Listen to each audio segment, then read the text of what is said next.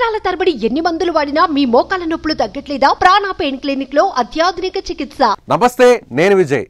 ఏపీలో అన్నా క్యాంటీన్లు తిరిగి ప్రారంభం కాబోతున్నాయి. ముఖ్యమంత్రిగా చంద్రబాబు నాయుడు గారు బాధ్యతలు తీసుకున్న తర్వాత అన్నా క్యాంటీన్లకు సంబంధించినటువంటి ఫైల్స్పై ఆయన సంతకం చేసినటువంటి విషయం తెలిసిందే. దీనిపై పురపాలక శాఖ మంత్రి నారాయణ అధికారులతో రివ్యూ కూడా నిర్వహించారు.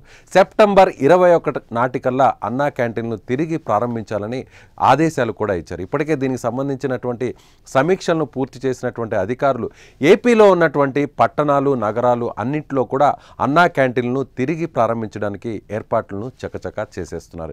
ఇప్పటికే 183 అన్నా క్యాంటీన్లను ఏ ప్రాంతాల్లో ఏర్పాటు చేయాలి, అదేవిధంగా గతంలో ఉన్నటువంటి అన్నా క్యాంటీన్లను తిరిగి రిపేర్ చేసిన తర్వాత, పునరుద్ధరించిన తర్వాత వాటిని యథావిధిగా ప్రారంభించడానికి అధికారులు సన్నాహాలు చేస్తున్నారు.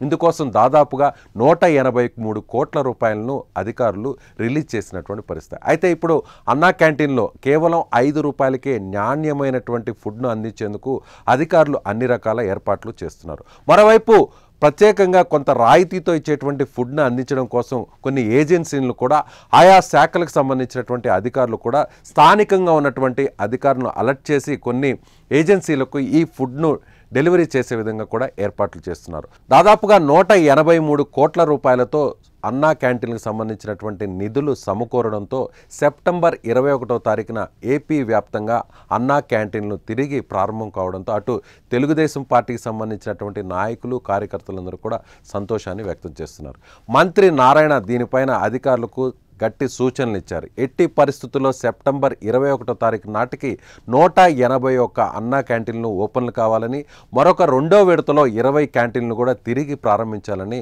నారాయణ ఆదేశాలు ఇచ్చారు. సో ఇప్పుడు అన్నా క్యాంటీన్లు తిరిగి ప్రారంభం కావడంతో తెలుగుదేశం పార్టీ ఇచ్చిన మాటను నిలబెట్టుకున్నట్లుగా మారింది. సుమన్ టీవీలో మీ పర్సనల్ అండ్ బిజినెస్ ప్రమోషన్స్ కోసం కింది నెంబర్కి కాంటాక్ట్ చేయండి.